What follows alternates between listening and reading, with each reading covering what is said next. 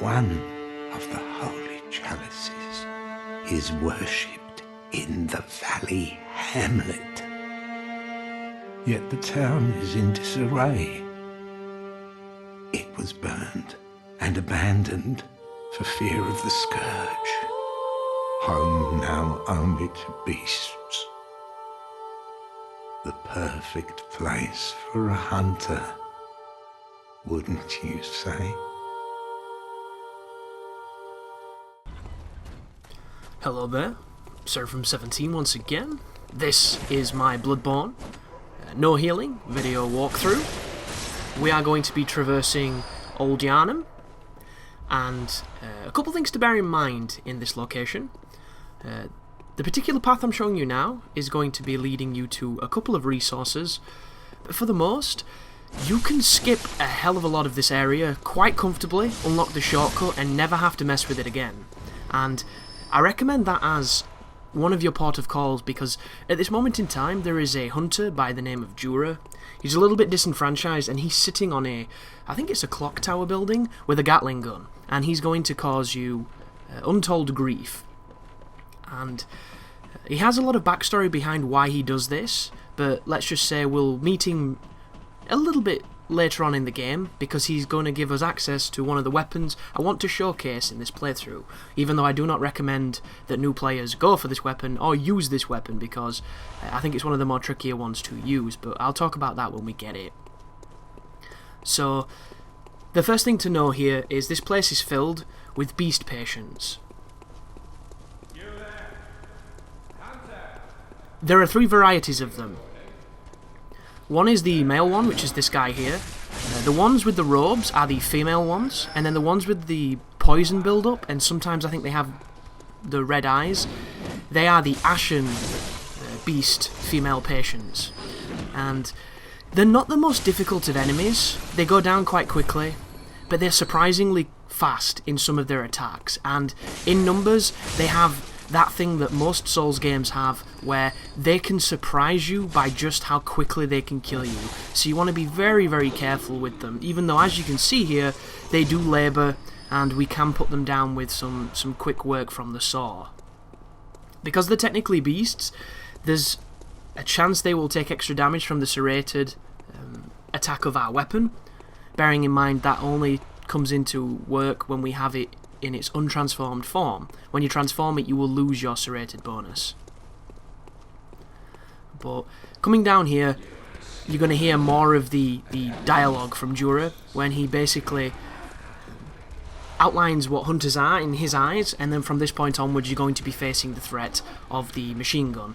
So, of course, it's best to know where you're going.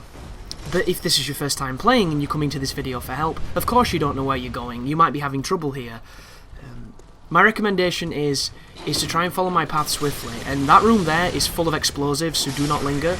Over here is a lovely little trap full of the scurrying carrion bird things, and you'll notice that our friends don't seem to follow us from that room, but if you move into here, this is a trap waiting to happen. There are a lot of the beast patients on the ground, and there's one that's going to surprise you by breaking through the door as you traverse just forward here. You'll notice this one is larger. The things to bear in mind with this creature, it also has a grab that can be very dangerous, but they're not too bad, and they're actually pretty good. The smaller they are, the less percentage of their drop chance is, because they can drop a blood gem of your area, which is depending on how far in the game you've got, or maybe assessed to your level. I'm not entirely sure how that mechanic works, but it's generally a pretty low level gem as I get bummed on the ladder. Be very careful. They will follow you, by the way. They've got a hilarious climbing animation. It is brilliant, but be aware when they get up at the top, they will make you flinch. And if they do this, it can put you in a real bad spot. They've killed me by doing that many times. I say many times, it happened once and never happened again, but you know what I mean. It's one of those things that you don't easily forget. But as far as the drop rates go, they can drop a pretty minuscule blood gem, and they can drop blood vials. The percentage is, I think, 4% on the smaller ones and 8% on the larger ones. Just know that the bigger they are, the better chance you're going to get something decent in the grand scheme of Old Yarnham, which is not very good in the grand scheme of the game. But it's worth knowing. And as we push out here, you're going to have your first opportunity to open up a shortcut. And the good news is that the people chasing me right now are not going to follow me, because as you saw, we interrupted the communion. We have the congregation clipping at our heels. That one has red eyes, which means he will have a passive poison build-up. But when we go up here, I'm going to open this door, and there's a chance that I might warp out and reset it, but I don't think I do. I guess we'll see. Another thing to warn you of, there is a hunter to my left who's parading around next to all those pyres. He's a pretty good fight. He's not ridiculously... Oh, look at this. Yeah, that happened. No idea why. But I caught it, and I'm always fun to see fun things like this. Do I wave at him? I normally wave at these kind of situations. There we go. Yeah! You go, dude! You go, bro! But it happens. But I reset back to the lantern because I'm going to show you a path now that's going to be the quick route through the area we just traversed for the people who aren't looking to take on every enemy and don't want to do it slowly. However, it's going to be slightly divergent because we've unlocked a shortcut. So it's kind of an optimized run as we get chased here. But this is one of the better paths through the level if you've ever took it before. If you land on the ladder, you can mitigate a lot of that fall damage, but just seeing this might be something for players that gives them a little bit more of an easier time of getting through the gauntlet that we just navigated. And of course, because I reset back to Hunter's Dream and did some miscellaneous tasks, buying items, leveling up things, it also healed me. So I came back with some fresh life, which is always useful in a run like this where I'm actively trying not to use the Blood Vials. Somebody in the comments of a previous video asked me if I'm going to be using the Blood Rapture rune, I think it's called, the one where you get life back for reposting. I think I'll probably be using it because it's my favourite rune on the game, and I look at it in a very similar way as I do the regain system, where it's something that's kind of built into it to get aggressive play be rewarded with you know, HP back from maybe taking a few hits. And though technically it is healing, it's one of those that I don't think I'm going to have scruples against doing, because it's one of the things that can keep you fighting for longer and it can make the guide run a lot smoother. I guess we'll see though, depending on how I feel. I also have to try and stress that this is all before the patches, so this is pretty much the first to second patch of the game where they've really not changed anything therein, which doesn't make too much of a difference. However, I think the patch that we're on right now has changed enough things for there to be quite a big difference as I fight the werewolf here and take a very big hit there off him as I tried to preempt him with an interrupt, and it didn't quite work. To this day, I will still tell you that those enemies are to be feared. They are incredibly dangerous, regardless of level and experience. They just have an ability to kill. Very much like the Boulder Knights in Dark Souls, very much like... what would be a good Demon Souls equivalent? Maybe the Red Eyes Knight or the Blue Eyes Knight, because those things do... Like the Red Eye guy, when he catches you with something and you forget just how much damage he does, it's a little bit like that. But this moment right here, I'm showing you the second shortcut of the level, which is going to mitigate your run back from the boss, and then I'm going to show you the run as what it should look like when you're going to be going to take on the Blood-Starved Beast. Additionally, at the end of this video, I'm going to show you my fight with Jura. I intended to have it off camera, because it's not something I think is imperative for the walkthrough to get you through it, because it's for an eclectic weapon that you're probably not going to use.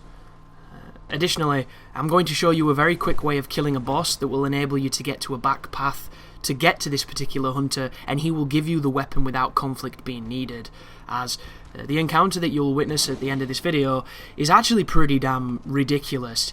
That NPC, I don't know what it is, he is my kryptonite.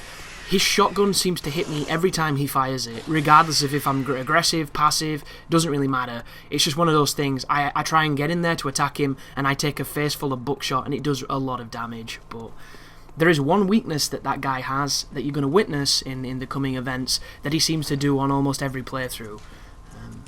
But we're coming up now on the Blood-Starved Beast. It is incredibly weak to fire. You will get a damage bonus against him with the serrated weapons, because of course it's a beast, so you'll get your beast bonus. And if you use the beast pellets, you can also get a really good amount of additional damage. This boss too is incredibly easy to parry once you understand how he moves. I normally parry the tits off this creature, but I wanted to show you another method. Mainly because parrying is one of those things that it requires a timing that not a lot of people will ever require or ever care to have. So if I show you just a kind of Dark Souls 1 strategy of being aggressive, rolling towards his right hip and trying to stay behind him and getting your hits on, you'll have a lot of success, as you're witnessing right now. Aggression will really favour you here. One thing to bear in mind, I think I'm going to use a Blood Vial at the end of this video, because I meant to use an antidote and I pressed the wrong button. I'm not making any excuses for it, people. It's just one of those things that happens. As you'll notice, I have my poison being built up. You really want to keep on top of that on the final phase to make sure you don't get poisoned, because the poison in this game is ridiculously dangerous. But the boss is very close to dying. I try and shoot him then to finish him off. My bullet misses and I end up taking poison. Right here is where I go to try and cure it, and I use a Blood Vial instead.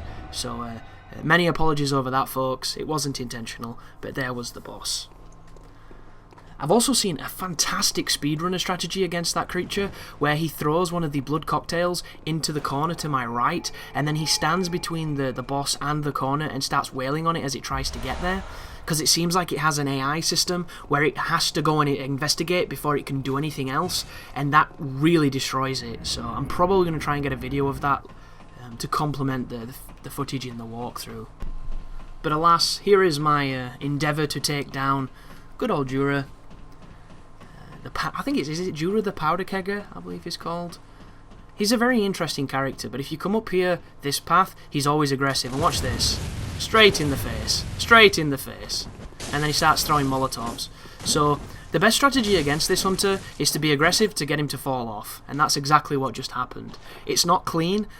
It's not even that easy to do sometimes. Sometimes he'll do everything but fall off. But if you make it work like that, you'll have a pretty simple time. But I safe quit then, so that I could get the item. It resets the world, if you didn't know, it resets the world state, and then I'm going to use a Bold Hunter's Mark to get out of there. And the facepalm's appropriate, because it was pretty disgusting, but such is Bloodborne.